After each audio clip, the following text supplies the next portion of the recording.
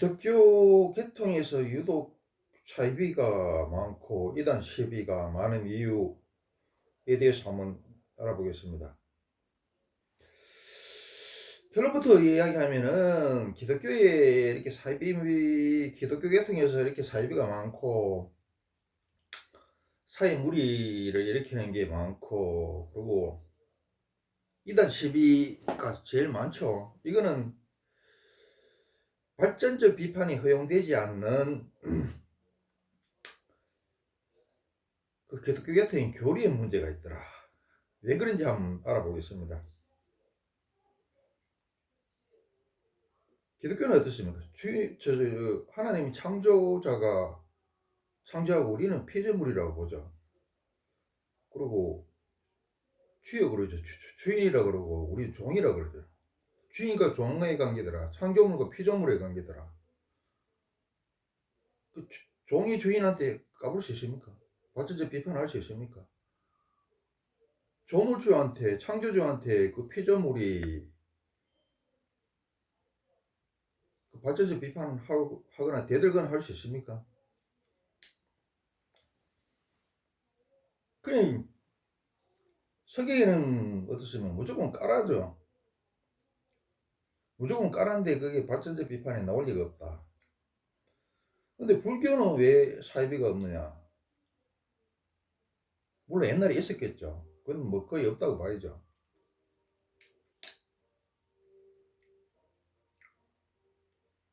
그분의 그런 교리에 있습니다. 부처는 자기가 신도 아니라 그랬죠.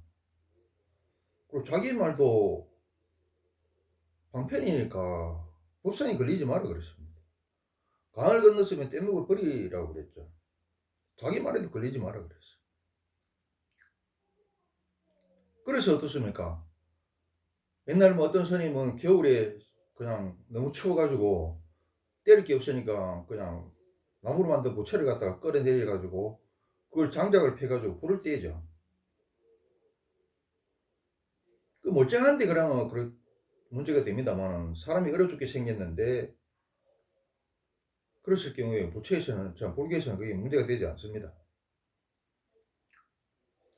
부처님 자기 말도 방편으로 삼아라 그랬고, 강을 건넜는데 뗏목이라 그랬고, 강을 건너서 뗏목을 버려도 된다 그랬고,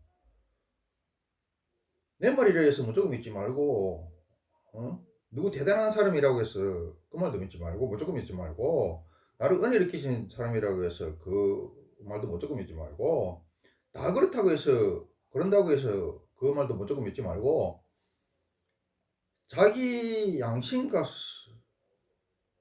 지식과 이성에 비춰보고, 또 부처님 평소에 이야기하신 진리에 비춰봐서, 그게 옳고 이익이 되면은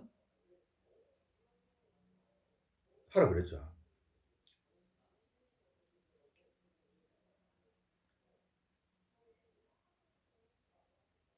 그리고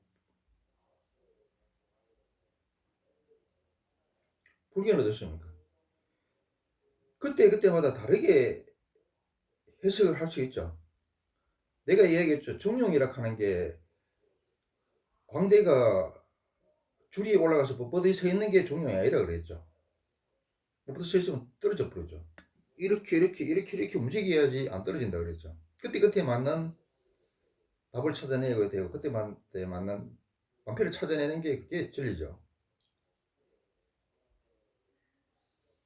살생을 하지 마라 그랬지만은 또 10사람을 살리기 위해서 부득이하게 한 사람을 살리라 그러면 10사람 살리기 위해서 부득이 한 사람을 죽여야 된다면 죽이라 그랬죠. 그리고 임진왜란 때, 정유질환 때 성병이 일어났는 게 그것 때문에 일어난 겁니다.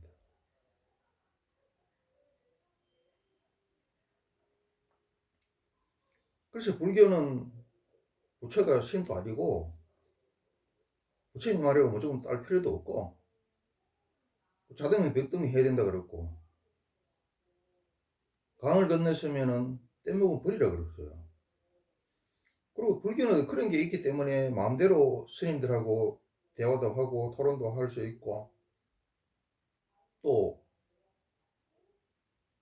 교리가 딱 매여 있지 않기 때문에 발전이 많이 됐죠. 부처님이 살아계실 때 원시불교, 법화불교를 소승불교라고 그러기도 합니다. 그 다음에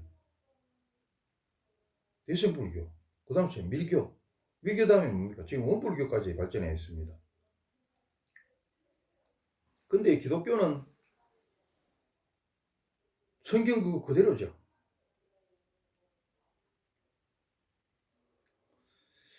기독교도 발전적 비판을 했을 때가 잠깐 있었죠. 교양이 면죄부 팔고 워낙 개판식이니까 종교개혁이 일어나서 천주교에서 기독교가 갈라져 나왔죠. 그때 한번 발전적 비판이 있고 난 뒤에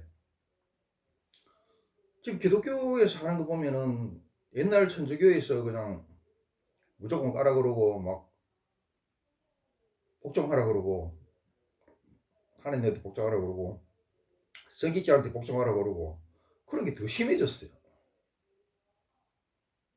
천주교는 지금 반성을 해가지고 막 교리도 약간 유도리가 있고 그렇습니다. 지금 이슬람교가 처음에 각광을 받았던 이슬람교가 지금 정호영 접거리 된 게 어떻습니까? 테러만 일지 않고 18세기, 19세기에서 아직 사고 행동이 머물러 있고 여자를 반도 죽이고 적고행 접거리 되는 것도 초기에는 발전적 비판이 이루어졌는데 그 뒤에는 그걸 못하게 막아놨어요. 그러니까 저렇게 되는 거라. 그걸 갖다가 선기자들이 자기 정치인들이 자기 목적을 위해서 교리를 갖다가 왜곡하고 토론이 안 되죠. 달라드는 거는 고사하고. 그러고 뭐 어떻습니까? 불교는 이게 자유롭기 때문에 지금 원불교까지 발전했지만 성경은 성경 그걸 벗어날 수가 없죠. 다르게 해석할 수는 없거나 좀 폭넓게 해석할 수는 없죠. 또 발전시킬 수도 없다. 그러니까 조금만 성경 그 말 그대로에서 약간만 벗어나면 다 이단이라 그래요. 그래서 이단 시비가 그렇게 많은 겁니다.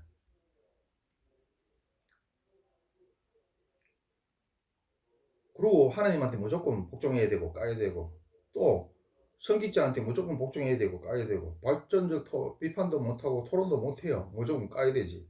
까락하면 까는 그런 문화지. 군대보다 더하죠. 군대야 어떻게 술 먹으면 야자 타임이라도 하면 있지.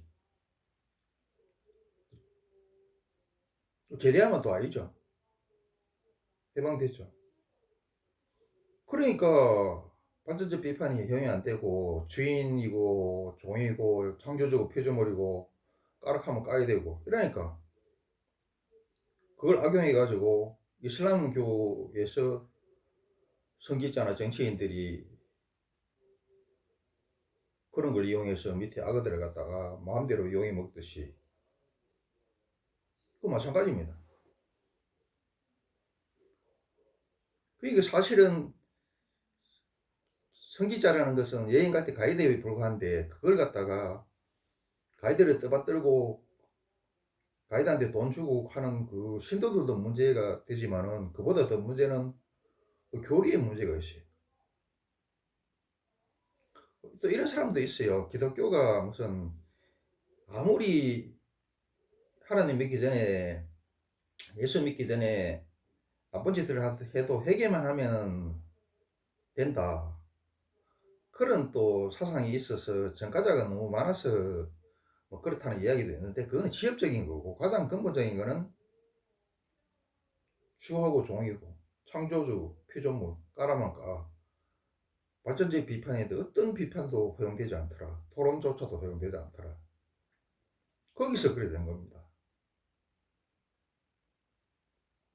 그게 하나님한테 어떻게 대듭니까? 그것도 하나님의 그 대리인이라고 이야기하는 안내자라고 이야기하는 목사한테 어떻게 대듭니까? 그리고 개인의 생각과 행동하고 또 집단이 됐을 때는 또 전혀 틀려집니다. 군중이라는 거는 또 집단 관계를 일으키죠. 사고가 마비가 됩니다. 그 집단 속에 들어가면은 또 꼼짝도 못하게 되죠. 그리고 수많은 사람들이, 기존에 있던 수많은 사람들이 장기간 계획적으로 진행적으로 가스라이팅 하면은 그렇게 넘어갈 수 없어요. 돈 바치고 뭐 몸 바치고 그렇게 되더라. 가장 큰 문제는 발전적 허용이 참 비판적 발전조차 허용되지 않고 토론조차도 허용되지 않는 교리의 문제가 있어서 그렇다.